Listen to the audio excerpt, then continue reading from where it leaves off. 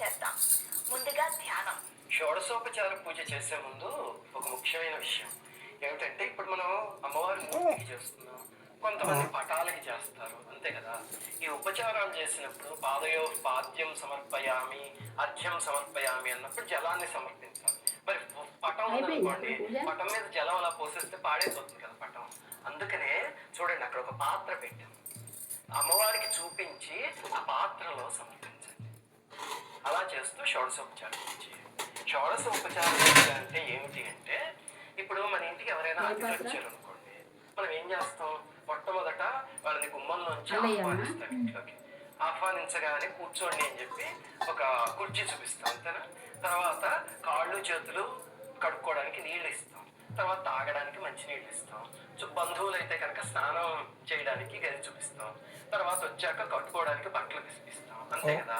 ఇవన్నీ కూడా భగవంతుడు మన ఇంటికి వస్తే ఎలా చేస్తాం అనేది షోడశోపచారం. అలాంటి 16 ఉపచారాలు ఉన్నాయి మొత్తం. ఇప్పుడు గణపతికి క్లుప్తంగా చేసాం, అమ్మవారికి మాత్రం దీర్ఘంగా పూర్తిగా మొత్తం 16 ఉపచారాలు ఒక్కొక్కటే చేస్తాం. అది రోజు పూజా మందిరంలో చేస్తూ ఉన్నాం అనుకోండి, ఎవరైనా ఇంటికి వస్తే కనుక వాళ్ళల్లో భగవంతుణ్ణి ఎలా చూడాలి అనేది మనకి అలవాటు అవుతుంది. ఆ రకమైన క్రమశిక్షణని మన మనస్సుకు అలవాటు చేయడానికే షోడశోపచార పూజ అనేది మన ఋషులు పెట్టారు.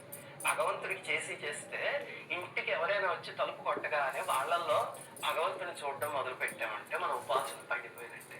దానికోసమే షోడశోపచార పూజ. ఇప్పుడు అమ్మవారికి 16 ఉపచారాలతోనూ చేద్దాం. చక్కగా ప్రతి ఉపచారాన్ని భావిస్తూ మనస్సులో చేయాలి.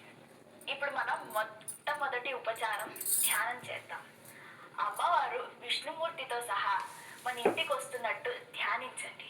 సరసి జనయనే సరోజహస్తే ధౌడతమాంశుగంధమాల్య శోభే భగవతి హరివల్లభే మనోజ్ఞే త్రిభువన భూతికరి ప్రసీద మహ్యం. లక్ష్మీం క్షీర సముద్ర రాజతనయాం శ్రీరంగధామేశ్వరీం దాసీభూత సమస్త దేవ వనితాం లోకైక దీపాంకురాం శ్రీమన్మంద కటాక్షలబ్ధ విభవత్ బ్రహ్మేంద్ర గంగాధరాం త్వాం త్రైలోక్య కుటుంబినీం సరసిజాం వందే ముకుంద ప్రియాం. ఓం శ్రీ వరమహాలక్ష్మీదేవ్యై నమః. ధ్యాయామి.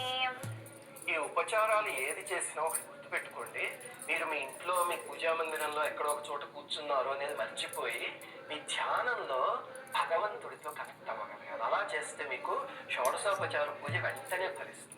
ఇప్పుడు ఈ ధ్యానంలో అమ్మాయి చెప్పినట్టు లక్ష్మీనారాయణులు ఇద్దరిని ధ్యానం చేయండి. ఎప్పుడు చేసిన అమ్మవారిని ఒక్కడిని పూజ చేస్తే మీరు ఆ తల్లి మెచ్చదు. అందుకే మీరు ఈ శ్లోకాల్లో చూస్తే చాలా చోట్ల విష్ణుమూర్తి వాళ్ళిద్దరిని కలిపి పూజిస్తేనే